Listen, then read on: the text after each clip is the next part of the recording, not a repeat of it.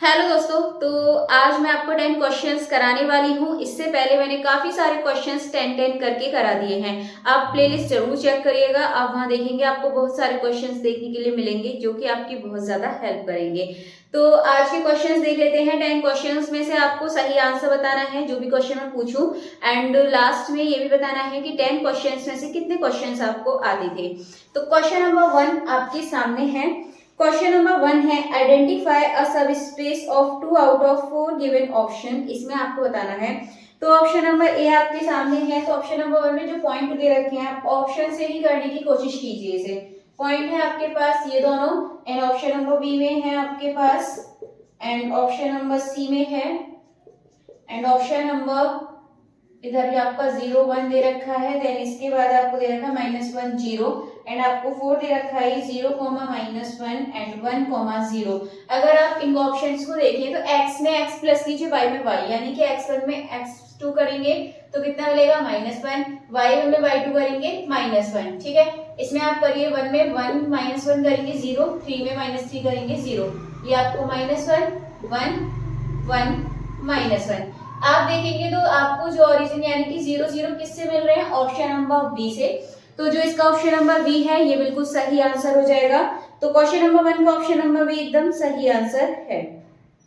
चलिए next question है आपके सामने, the system of linear congruence. आपको ये दे रखा है, देन आपको इसमें आंसर्स बताने। ऑप्शन है, has a simultaneous solution which is unique modulo 105, या फिर हैज नो साइमल्टेनियस सॉल्यूशन, या फिर has a simultaneous solution which is not unique modulo 105, या फिर can not be solved by Chinese remainder theorem.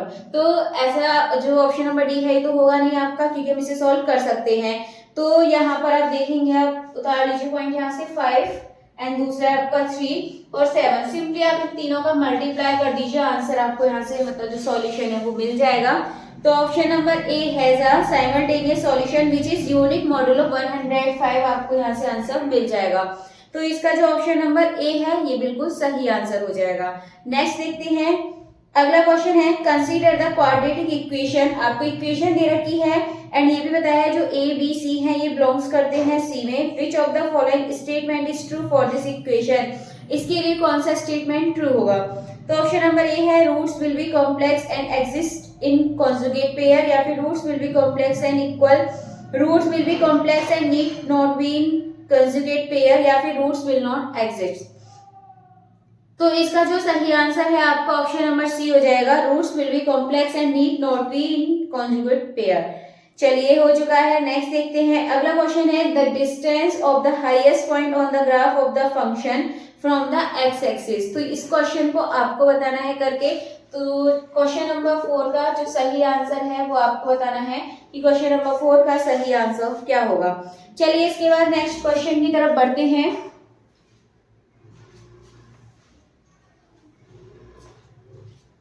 Next question आपके सामने है, फटाफट से बताइए इसका जो सही आंसर है वो क्या होगा। तो क्वेश्चन नंबर है आपके सामने, ये क्वेश्चन है, मॉड में आपको इस तरीके से दे रखा है 3x² - 5x। अब इसके बाद आप एक काम कीजिए, मॉड वाले को एक बार माइनस में से ऐसे लिख दीजिए, एक बार आप इसको प्लस में लिख दीजिए।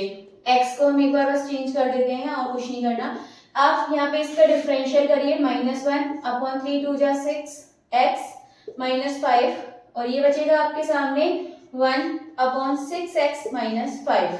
ठीक है, अगर आप इन दोनों को देखेंगे लिमिट रखने के बाद तो दोनों कैसे आ जाएंगे, नॉट इक्वल। ठीक है, ये दोनों कैसे हैं, नॉट इक्वल हैं। इसका मतलब जो ऑप्शन नंबर डी है, limit x tends to 0 F X does not exist, ये इसका बिल्कुल सही आंसर हो जाएगा।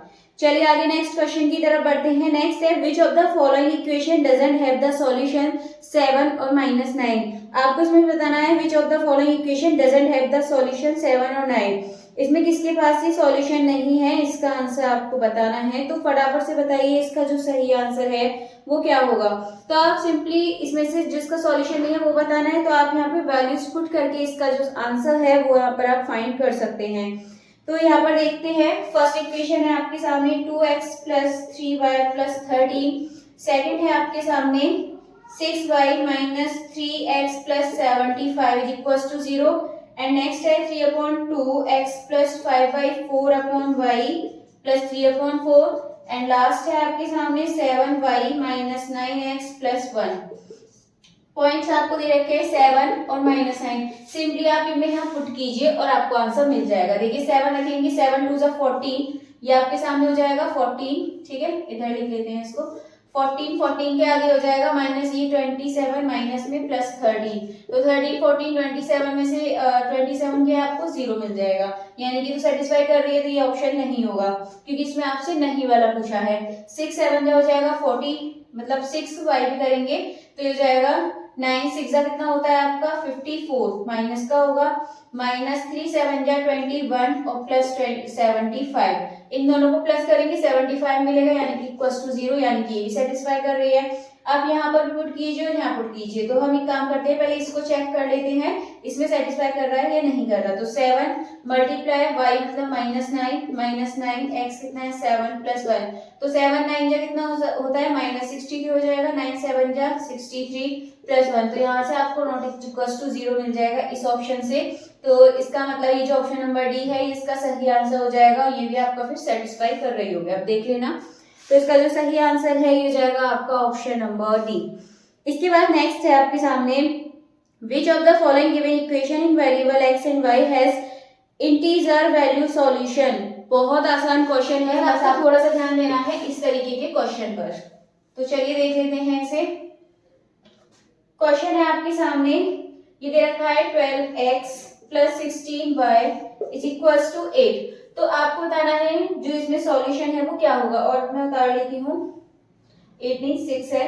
इसके बाद 12x plus 16y is equal to 5। मैं ऑप्शंस लिख रही हूँ पहले आपके सामने, ऑप्शन से इसको सॉल्व करेंगे। मैंने आपको पहले ही बताया था कि आप ज्यादातर कोशिश कीजिए कि आप इनको ऑप्शन से ही करें। तो आप यहाँ देखेंगे 12 16 आपको इधर दिख रहा है, बस आपको ये पता लगाना है इनमें से कौन सा सही है। तो 12 और 16 इनका आपको क्या निकालना है जीसीडी। जीसीडी का मतलब क्या होता है एक तरीके से एचसीएफ। तो इसका जो जीसीडी है वो कितना आएगा 4। अब आपको यहाँ पर ऐसा नंबर देखना है इधर जो 4 से डिविजिबल हो। तो आप यदि इन चारों में देखेंगे तो सिर्फ ये नंबर आपको डिविजिबल दिखेगा 4 से, बाकी और नहीं। तो इसका जो सही आंसर है ये हो जाएगा आपका option number D 12x plus 16y is equal to 8। Next question की तरफ बढ़ते हैं। अगला क्वेश्चन है आपके सामने, ये आपका x cube minus x square plus x minus 1 intersect the x axis, यानी कि कितने पॉइंट पे इंटरसेक्ट करता है ये आपको यहाँ पर बताना है। तो आप यहाँ पे कॉमन लीजिए, इसमें एक्स स्क्वायर कॉमन मिलेगा, यहाँ बचेगा आपके पास कितना एक्स माइनस 1 प्लस यहाँ पे आपके पास एक्स माइनस 1। तो एक तो आ गया एक्स स्क्वायर प्लस 1 और दूसरा आ जाएगा एक्स माइनस 1। तो जब आप यहाँ से वैल्यू निकालेंगे तो देखिए आपका माइनस में जाएगा, जब माइनस में जाएगा तो ये तो वैल्यू हम काउंट करेंगे नहीं, सिर्फ पॉजिटिव वाली ले लेंगे। x is equal to 1, x is equal to 1 का मतलब ये है कि आपको सिर्फ 1 पॉइंट मिलेगा, बाकी 2 पॉइंट अगर इन पर भी होता तो फिर हमारे टोटल 3 पॉइंट हो जाते, बट यहाँ पर हमारा x इज इक्वल टू 1 पर होगा। तो इसका जो ऑप्शन नंबर बी है ये बिल्कुल इसका सही आंसर हो जाएगा।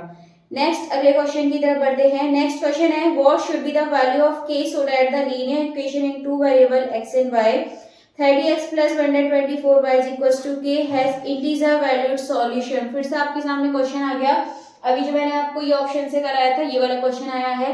तो मुझे नहीं लगता शायद मुझे कराने की जरूरत है, तो ये आप लोग बता सकते हैं इसका आंसर कमेंट करके कि इसका सही आंसर क्या होगा। तो इसी तरीके से इस क्वेश्चन को कीजिएगा, इसमें आपको k की वैल्यू बतानी है। तो आपके सामने इक्वेशन है ऊपर क्वेश्चन में, इसकी तरह सॉल्व करके आप पता लगा सकते हैं। चलिए, अगर आपको फिर भी ना आए समझ तो आप कमेंट करके बोल सकते हैं, मैं आपको ये नेक्स्ट वीडियो में करा दूंगी। चलिए लास्ट क्वेश्चन है the sum of n terms आपको दे रखा है यहाँ पर for arithmetical progression and s1 s2 s3 s4 with the first term of each s2 with the common difference. आपको यहाँ पर दे रखा है डिफरेंस। डिफरेंस का मतलब आपको d1 दे रखा है 1, d2 दे रखा है 3, d3 दे रखा है आपको 5 और d4 दे रखा है आपको 7। ठीक है, और ये क्या है डिफरेंस, इसलिए मैंने इनको डी से लिखा है। अब आपको ऑप्शन से पुट करके निकालना है। आपको पता है जो सम मतलब फॉर्मूला होता है सम का वो क्या होता है एपी में, तो ये होता है आपका सम का जो फॉर्मूला होता है यानी कि s इज इक्वल्स टू ये होता है आपका n/2 ब्रैकेट में 2a plus n-1 into D, ये होता है। ठीक है, तो अब हम इसको ऑप्शन के अकॉर्डिंग लगाएंगे यहाँ पर। तो जब आप देखेंगे तो s1 s2 s3 हमें s4 तक चाहिए, तो ऑप्शन में पुट कर दीजिए। तो S1 निकालने के लिए आप क्या करेंगे, 1 पुट करिए डी की जगह, तो ये हो जाएगा N2, 2A, 1 पुट करेंगे तो आपके सामने N-1 बचेगा, ठीक है। S2 देखिए, अब S2 के लिए हम क्या करेंगे, डी की जगह 3 लगाएंगे, तो N/2, 2A, 3 लगाएंगे तो 3N हो जाएगा, -3 आपको यहाँ से मिलेगा। S3 निकालिए, S3 के लिए 5 लगाएंगे तो 5 लगा दीजिए, हो जाएगा 5N -5।